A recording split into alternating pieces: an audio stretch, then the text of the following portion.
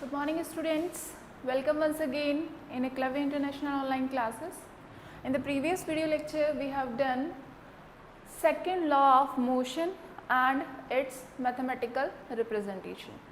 देखिए बेटा पिछले लेक्चर में जो अपन ने सेकेंड लॉ ऑफ मोशन देखा था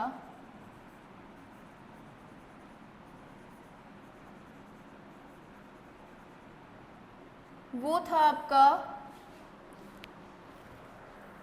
कि आपका जो मोमेंटम होता है rate of change in the momentum that is directly proportional to the applied force and its direction. यानी आप किसी भी ऑब्जेक्ट को जब मोशन में लाते हैं तो जो उसका मोमेंटम होता है p जो उसका होता है वो डायरेक्टली प्रोपोर्शनल होता है उसके ऊपर लगाए गए फोर्स के। ठीक है, तो उसका मैथमेटिकल रिप्रेजेंटेशन जो अपन ने देखा था रेट का वो क्या था आपके पास, वो था F इज इक्वल्स टू के एम ए, जहाँ पर K को अपन ने प्रोपोर्शनलिटी कांस्टेंट माना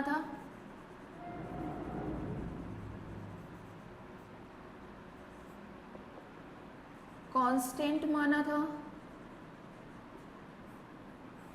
राइट, और m क्या था, mass of object and a is acceleration.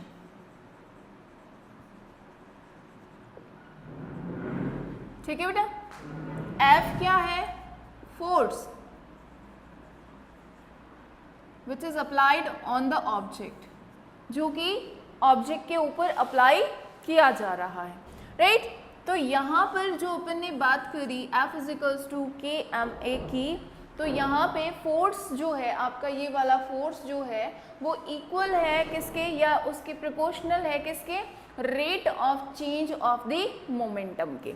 तो ये फोर्स जो प्रोपोर्शनल होता है वो किसके इक्वल होता है, अगर मान लीजिए K को आप इक्वल मान ले हैं यूनिट के 1 के, तो F will be equal to the ma यानी mass of the object and acceleration। अब acceleration को आपको अगर change करना है then you will write it as a v minus u divided by t, means velocity change divided by time।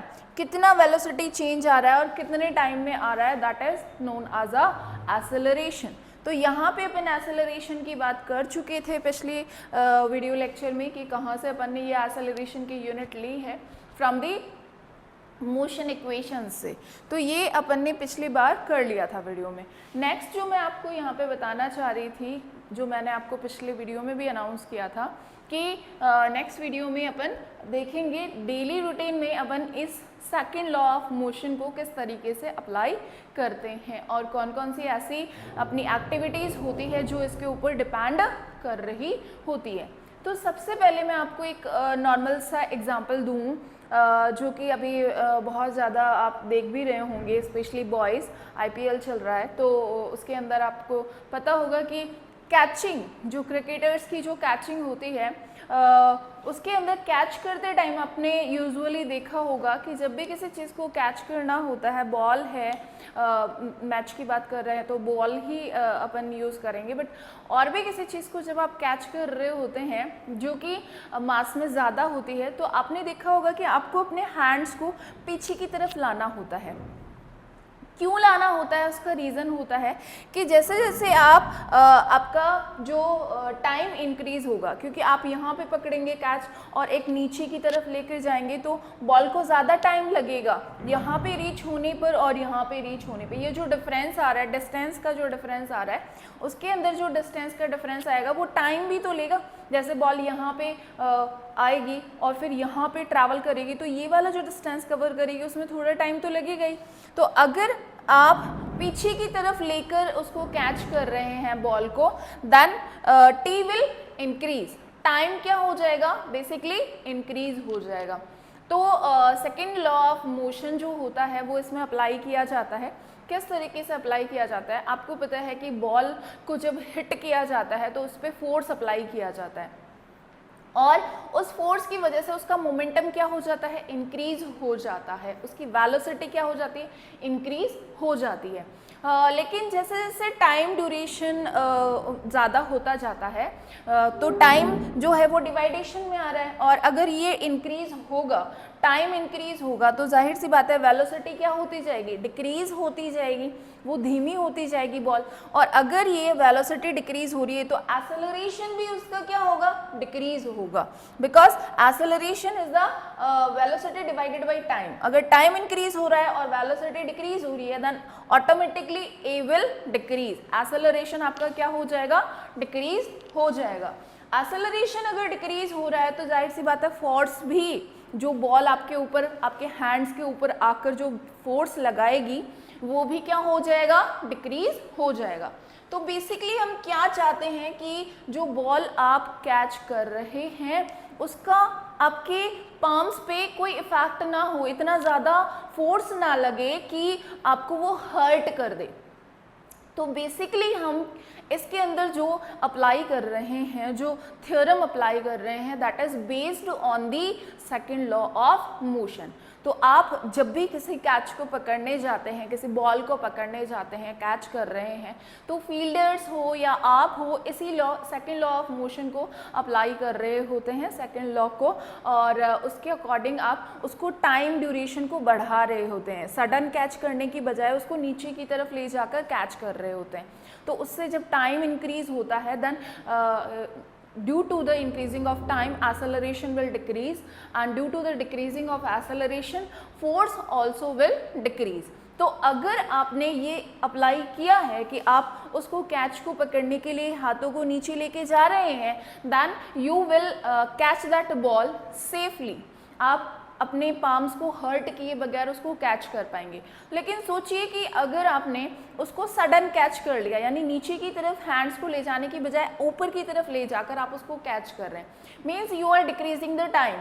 अगर time को decrease कर रहे हो तो ऑटोमेटिकली वेलोसिटी ज़्यादा रहेगी, टाइम डिक्रीज नहीं हुआ तो एक्सेलरेशन भी क्या रहेगा, ज़्यादा रहेगा। एक्सेलरेशन ज़्यादा रहेगा तो फोर्स भी ज़्यादा लगेगा, तो यानी आपकी पाम्स के ऊपर जो बॉल का फोर्स होगा वो ज़्यादा होगा, और मे बी आपकी पाम्स उस कंडीशन में हर्ट भी हो सकती है। कई बार आपने देखा होगा कि सडनली किसी प्लेयर के बॉल के सडन अटैक हो जाता है तो फिंगर फट जाती है, ब्लीडिंग आना शुरू हो जाती है। That was due to the extra force. किसकी वजह से हो रहा है, वो एक्स्ट्रा फोर्स की वजह से वो हो रहा है, जो कि किसका मोमेंटम है, उस बॉल का मोमेंटम है। तो उसको डिक्रीज करने के लिए हमें टाइम इंक्रीज करना पड़ता है, और due to the time increasing we are able to decrease the force. अब देखिए सेकेंड एग्जाम्पल मैं आपको बताऊं, जब आप हाई जंप लगा रहे होते हैं तो हाई जंप में आपने देखा होगा कि प्लेयर्स के लिए या तो सैंड बेड्स बनाए जाते हैं, बहुत सारी मिट्टी इकट्ठी की जाती है रफ सरफेस के ऊपर, तो उनको हाई जंप के लिए नहीं बोला जाता ना, तो या तो सैंड बेड अप्लाई किए जाते हैं या फिर कुशन्स लगाए जाते हैं, जैसे कि ओलंपियाड्स जो होते हैं, ओलंपिक्स वगैरह, उनके अंदर कुशन्स का यूज़ किया जाता है। बट नॉर्मली जो अपन इंटर स्कूल कॉम्पिटिशन्स वगैरह में जाते हैं तब वहाँ पर सैंड बेड्स को यूज़ किया जाता है। मिट्टी यानी रेतीली मिट्टी बहुत ज़्यादा वहाँ पे रखी जाती है जब भी हाई जंप हो रहा होता है। तो बेसिकली उसके अंदर भी second law of motion he apply कर रहे होते हैं। रीज़न क्या है कि हार्ड सरफेस तक पहुँचने से पहले जो आपका प्लेयर है जो कि हाई जंप में पार्टिसिपेट कर रहा है, तो वो जब जंप करेगा उस कुशन पे या फिर उस सैंड बेड पे, तो उसे हार्ड सरफेस तक पहुंचने में क्या लगेगा, थोड़ा टाइम लगेगा। उसके पैर पहले धंसेंगे उस सैंड बेड में और फिर जाकर वो रफ सरफेस तक पहुंचेगा। तो वो जो टाइम आपने इंक्रीज किया that will be beneficial for that player to not be hurted, यानी वो उसको हर्ट होने से बचा लेगा। अगर सोचिए कि रफ सरफेस पे वो जाके जंप करता है तो बोन्स क्रैक हो सकती है या फिर फ्रैक्चर हो सकता है, लग सकती है, छिल सकता है। तो इसलिए जो सैंड बेड्स बनाए जाते हैं, कुशन्स बनाए जाते हैं, that is also apply the second law of motion due to the increasing of time. वही अप्लाई हो जाएगा फिर से, decreasing of time, increasing of time will decrease the acceleration, due to the decreasing of velocity, and if the acceleration is decreasing then automatically force also will decrease. यहाँ पे जो force लगाया जा रहा है वो प्लेयर खुद लगा रहा है, बट किस पे लगा रहा है, उस रफ सरफेस के ऊपर फोर्स लगा रहा है। तो सोचिए कि सडन फोर्स लगेगा तो वो जो थर्ड लॉ ऑफ मोशन अपन देखेंगे उसके अंदर आप बात करेंगे कि एक्शन का रिएक्शन होता है, यानी जितना फोर्स आप अप्लाई करते हैं अपोजिट डायरेक्शन से उतना ही फोर्स आपके ऊपर भी लगता है। तो जाहिर सी बात है रफ सरफेस भी आपके ऊपर उतना ही फोर्स लगाएगी और may be you can be hurted, आपको हर्ट भी हो सकता है। तो both of the examples are showing that we are using the second law of motion in our day to day life या day to day games जो भी अपन use कर रहे हैं। नेक्स्ट जब अपन बात करते हैं कि जो आपका सेकेंड लॉ ऑफ मोशन है वो आपके फर्स्ट लॉ ऑफ मोशन को किस तरीके से एक तरीके से एक्सप्लेन कैसे करेगा। अब अपन फर्स्ट लॉ ऑफ मोशन पे सेकेंड लॉ ऑफ मोशन को किस तरीके से अप्लाई कर सकते हैं।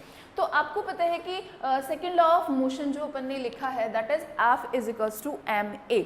अगर आप इसको एक्सेलरेशन को वेलोसिटी और टाइम के रिगार्डिंग लें तो देखिए क्या होगा। तो यहाँ पर अपन अप्लाई कर रहे हैं सेकेंड लॉ ऑफ मोशन को किसके साथ, फर्स्ट लॉ ऑफ मोशन के साथ। देखिए बेटा सेकेंड लॉ ऑफ मोशन आपका है F is equals to ma। If you are putting the value for the a is equals to v minus u divided by t, तो F is equals to आपके पास आ जाएगा बेटा m v minus u divided by t, ये आपके पास आ जाएगा। इस कंडीशन में आप इस t को मल्टीप्लिकेशन में ले जा सकते हैं। F t is equals to आपके पास आ गया v माइनस यू, राइट। अगर सोचिए मैं इसके लिए कुछ कंडीशंस दूं कि f इज इक्वल्स टू 0 है ना, और v इक्वल्स टू है u for what ever time which you can t time के लिए, कोई भी टाइम के लिए, ठीक है। अगर फोर्स आपने 0 अप्लाई किया है और आपकी जो फाइनल वेलोसिटी और इनिशियल वेलोसिटी जो है वो इक्वल है t टाइम के लिए, तो बेसिकली हम क्या कह सकते हैं इस कंडीशन के लिए, हम कह सकते हैं कि जब इनिशियल कंडीशन और फाइनल कंडीशन जो वेलोसिटी है फाइनल कंडीशन और इनिशियल कंडीशन में अगर वो इक्वल है तो जाहिर सी बात है कि जो आपका ऑब्जेक्ट है वो एक यूनिफॉर्म एक्सेलरेटेड मोशन, एक्सेलरेशन भी नहीं हो रहा है यहाँ पे, तो यहाँ पे वो यूनिफॉर्म मोशन के अंदर मूव कर रहा है, मोशन कर रहा है। तो जाहिर सी बात है यहाँ पर हम क्या कहेंगे कि फर्स्ट लॉ जो आपका है मोशन का, उसके अकॉर्डिंग हम क्या कहते हैं कि कोई भी ऑब्जेक्ट जो होता है जब तक उसके ऊपर बाहर से कोई कौन सा फोर्स लगा रहे हैं, एक तो होता है बैलेंस्ड फोर्स और एक होता है अनबैलेंस्ड फोर्स, है ना। तो अगर आप फोर्स लगा रहे हैं, अप्लाई कर रहे हैं, तो ही वो अपनी क्या करता है, कंडीशन को चेंज कर पाता है, और उसके लिए भी वो क्या करता है, पहले रेसिस्ट रहता है, यानी अगर वो मोशन में होता है तो वो मोशन में ही रहना चाहता है और रेस्ट में होता है तो वो रेस्ट में ही रहना चाहता है। तो फर्स्ट कंडीशन यहाँ पे जो अपन अप्लाई कर रहे हैं, फोर्स अप्लाई नहीं कर रहे, यानी फोर्स आपने 0 कर दिया है, यानी you are not applying any force. वो अनबैलेंस्ड फोर्स जो अपन अप्लाई करते हैं मोशन वाली को रेस्ट में लाने के लिए और रेस्ट वाली को मोशन में लाने के लिए, वो अपन ने अप्लाई ही नहीं किया है, ठीक है। तो फोर्स अगर आप 0 रख रहे हैं, फोर्स अगर आप अप्लाई नहीं कर रहे हैं, तो क्या वेलोसिटी चेंज होगी? नहीं होगी। और वो जो ऑब्जेक्ट है वो अपनी पहले वाली जो स्पीड है, वेलोसिटी है, उससे रेगुलेट उसी मोशन के अंदर वो मूव करता रहेगा, मोशन करता रहेगा उसी वेलोसिटी से। तो ये अप्लाई होता है कि नहीं होता कि first law, according to the first law, if you are not applying the force on any object as a unbalanced force, then it wants to be in motion, in uniform motion। तो यहाँ पे uniform motion ही है क्योंकि देखिए initial और final दोनों equal है, यानी कोई चेंज नहीं आ रहा है वेलोसिटी। दूसरा जो था कि अगर कोई रेस्ट पोजीशन में है तो वो रेस्ट में ही रहना चाहता है। तो सोचिए इस वाली कंडीशन के लिए मैं u इज इक्वल्स टू 0 मान लूँ, तो v इज इक्वल्स टू भी क्या हो जाएगा, 0, चाहे टाइम कितना ही लग जाए। अगर वो मोशन ही नहीं कर रहा तो वो क्या रहेगा, इनर्ट नेचर में रहेगा, या यूं कह दे कि वो इनर्शिया शो करेगा। force is 0 then velocity also will be 0. ना कोई initial velocity होगी और ना ही कोई final velocity होगी. यानी both conditions, motion वाली conditions को भी अपन यहाँ पे explain कर रहे हैं और inertia वाली condition को भी हम first law of motion के लिए यहाँ पर explain कर रहे हैं. तो पहले अपन ने लिया सेकेंड लॉ ऑफ मोशन, जिसके अकॉर्डिंग अपन क्या बोल रहे हैं, F is equals to m a, जिसके अंदर फोर्स अप्लाई हो रहा है. तो आपका जो ऑब्जेक्ट है एम मास वाला वो एक्सेलरेट होकर उसको फोर्स को बैलेंस कर रहा है, यानी momentum is equal to the force.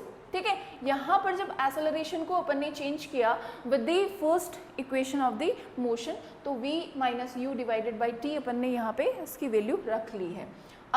अगर आप इस t को मल्टीप्लिकेशन में ले जाएं f के, तो आपके पास इक्वेशन कुछ इस तरीके से मॉडिफाई हो जाएगी. F t is equals to m v minus u की तरह आपको ये इक्वेशन दिखाई देगी. अगर इस इक्वेशन के लिए कुछ टर्म्स अपन अप्लाई करें ताकि अपन फर्स्ट लॉ ऑफ मोशन को क्या कर सके, यहाँ पे एक्सप्लेन कर दें with the help of second law of motion, तो हम कुछ ले रहे हैं terms. F is equals to 0 ली है, then u is equals to v हो जाएगा. तो इस कंडीशन के लिए हम कहते हैं कि कोई भी ऑब्जेक्ट जो होता है जब तक यूनिफॉर्म मोशन करता रहता है, जब तक कि उसके बाहर से कोई फोर्स अप्लाई ना किया जाए. तो एक्सप्लेन हो रहा है कि आपने फोर्स अप्लाई नहीं किया तो उसकी इनिशियल वेलोसिटी और फाइनल वेलोसिटी एक ही है, इसका मतलब वो यूनिफॉर्म मोशन ही कर रहा है. लेकिन अगर मान लीजिए कि F इज इक्वल्स टू 0 है और उसने वेलोसिटी कितनी कर दी, 0 कर दी, तो उसकी फाइनल वेलोसिटी भी क्या हो जाएगी, 0, because we are writing the v is equals to u. So initial velocity is equals to 0 है तो फाइनल वेलोसिटी भी 0 होगी, मीन्स वो मोशन में नहीं आएगा if you are not applying the force. यानी F इज इक्वल्स टू, यानी थर्ड कंडीशन आपके लिए क्या है, F is equals to 0, u is equals to 0, v is equals to 0 for the whatever time. कितने ही टाइम के लिए ये कंडीशन अगर आप अप्लाई करेंगे, देन यू विल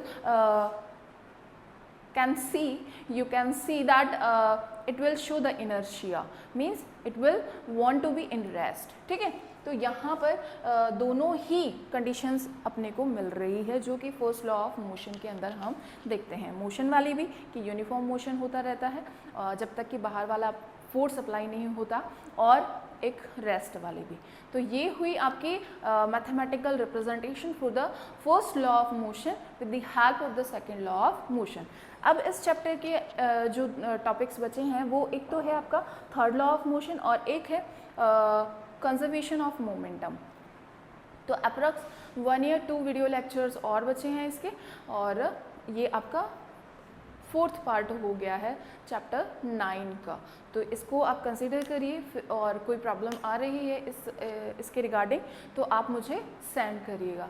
हाँ, एक चीज़ और मैं आपको बताना चाह रही थी कि इसके रिगार्डिंग कुछ न्यूमेरिकल्स आपको दे रखे हैं एनसीईआरटी बुक के अंदर, मिड में इंटेक्स जो है क्वेश्चंस उसके अंदर, तो आप उन क्वेश्चंस को सॉल्व कीजिएगा. और अपकमिंग वर्कशीट के अंदर मैं कुछ न्यूमेरिकल्स और भेज दूंगी इसके रिगार्डिंग, जो अपन ने फर्स्ट लॉ ऑफ मोशन और सेकंड लॉ ऑफ मोशन किया है उसके रिगार्डिंग. तो आप उनको सॉल्व करिए, और फिर उनके अंदर अगर प्रॉब्लम्स आ रही हैं then we will take in live class also, and you can also send me on my WhatsApp number.